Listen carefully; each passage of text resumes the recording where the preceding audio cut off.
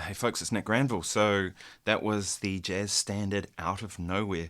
I remember we went on tour with Mike Stern, and we ended up jamming in the hotel room every day before the gigs at night for hours and hours. And one day he said, "What do you want to play today?" And I said, "Oh, can we do the tune Out of Nowhere?" And he goes, "What the hell is that?"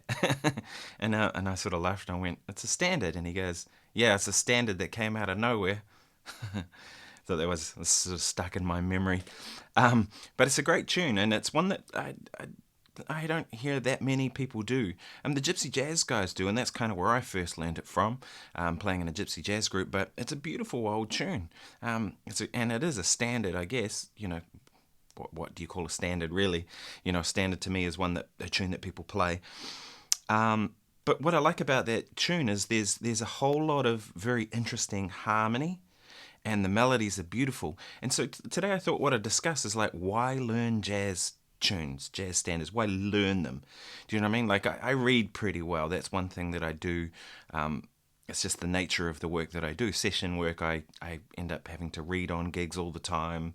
I've been reading my whole life. I don't read on the level of a piano player or a saxophone player or someone like that, but generally for my instrument, I'm pretty good at what I have to do because I've just done it so much. So you go, well, why would I learn a tune like Out of Nowhere as opposed to just turn up and use the real book, right? The problem comes with the chart is that if you put the chart in front of me and it says G major 7, there's probably every chance I'm going to play G major 7 or some voicing like this, right? Nothing wrong with that. But the better thing is if I know the tune and I know it inside out, and I know the chords G major 7, and my ears are peeled, and that's all I'm really relying on is my ears, not a page in front of me, and I hear maybe the piano player play a major 7 but with a 6 in it, then I can adjust to that. Maybe I hear the bass player play a B note on the bottom and I go, ah.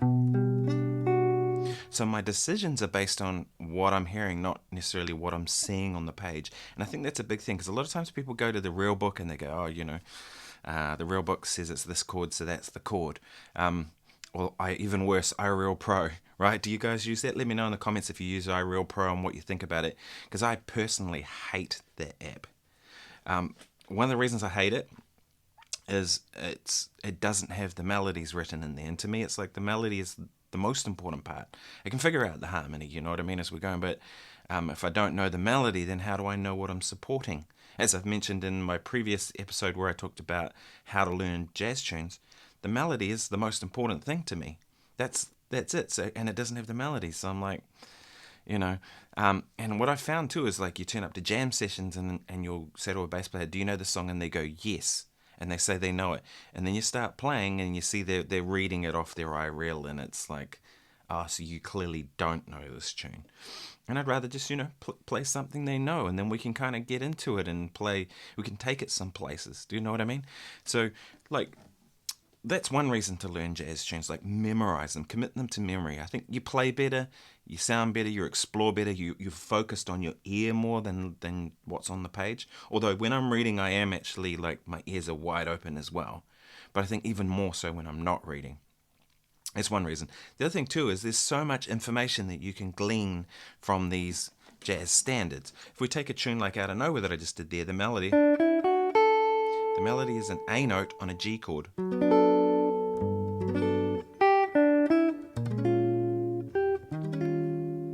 Right?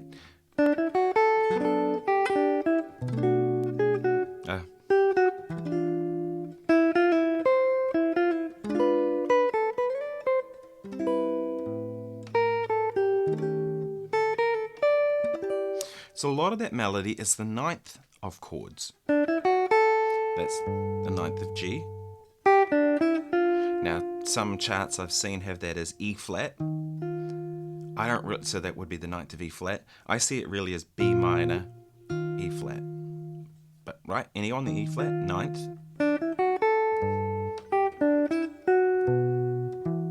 Again, the ninth of the E7, right? So it's ninth. So that's an interesting thing, because a lot of times when we think about playing chord changes, we play thirds or sevenths, right?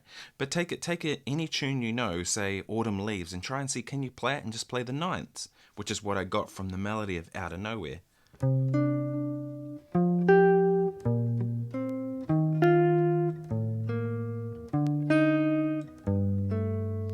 Would be the ninth against each chord of the of Autumn Leaves.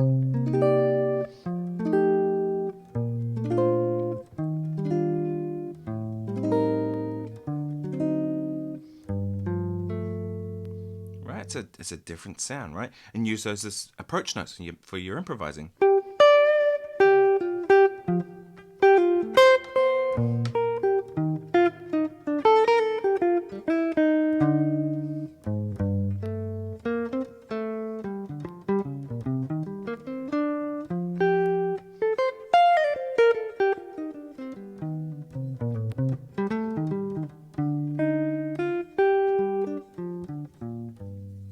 Right, so see there, I just took a little melodic bit that I got from that tune that I learned. The other thing that you can do too is like some really cool harmony that you can borrow and learn from, right? So if the first chord is G major 7, and as I mentioned, the next chord would be E flat in the books, right? But I really see that as B minor, E flat. Sorry, B flat minor. That's some interesting harmony.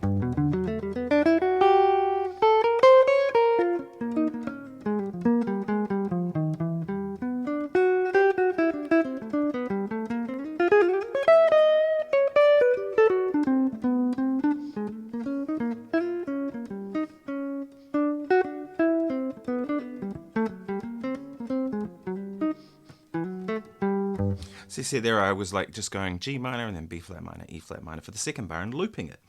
And that's some harmony that I probably haven't seen in a lot of other tunes, or maybe I have. So if you don't see it in other tunes, well, now you're working on something fresh. And if you do see it in other tunes, well, now you're working on something that spills over to all the other tunes that do similar things. And a lot of jazz tunes, when you think about it, if we're in a key, there's only so many ways a tune can move, right, and stay in a key. So if you learn how to play like over 2-5-1s, for example, or 3-6-2-5, or 1-6-2-5s, or 1-4-5, and lots of different chord progressions that can happen, if you learn those, they kind of spill over to all the other tunes, right? So that's, again, another reason to kind of learn these tunes rather than just read them. I also find that, by knowing a lot of tunes, if you work with singers, for example, singers will want to play songs in their key that suits their voice. And that's very hard to do if you're reading off a chart. Whereas if you actually know the tune, you're already hearing where it's going to go, it's much easier to transpose it, I find.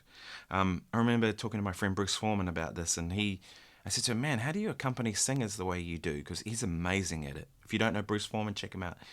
Heavy guitar player. Right, one of my favorite people too. Anyway, Bruce, and he said that he some tunes that the singers will call, he doesn't know the tune, but he's heard it before, but he's never learned it on his instrument. But because he knows so much about harmony and kind of where it is, and because he can hear, he knows how to get through it in any key in any way, even if he's never played it before, and play beautiful accompaniment behind the singer, and that's a real art form in my opinion. Anyway, thanks so much for watching. I hope this has been useful. My name's Nick Granville. I'm a professional guitar player in Wellington, New Zealand. Thought I'd play my archtop today. This is a Ibanez AF 2000. Nearly going to say a Gibson. It's not a Gibson. It's an Ibanez. I have an old Gibson back up there. It's an L4 from the late 40s. I don't use it very much. I find it's really prone to feedback. It's really an acoustic guitar. I don't even play this one all that much. I use this for recordings, and I use this when I do jazz trio gigs and that sort of stuff. I'm really more of like a 3-3-5 type player. That's my thing. But I thought today, seeing as I'm playing an old jazz standard, maybe you might like to hear this instrument. So yeah, thanks so much for watching. Please subscribe if you haven't already, and I will see you tomorrow. Cheers.